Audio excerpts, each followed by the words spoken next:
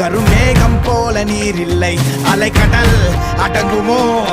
அதிகார குரலுக்கு எப்போதும் நீரின் வீழ்ச்சி நீதானே. உன்னை நீந்தி கடக்க முடியாதே ஒரு பனித்துளி, அது எரிமலை அணைத்திடுமா?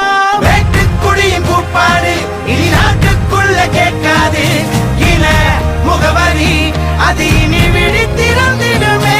வேட்டுக்குடியின் கூப்பாடு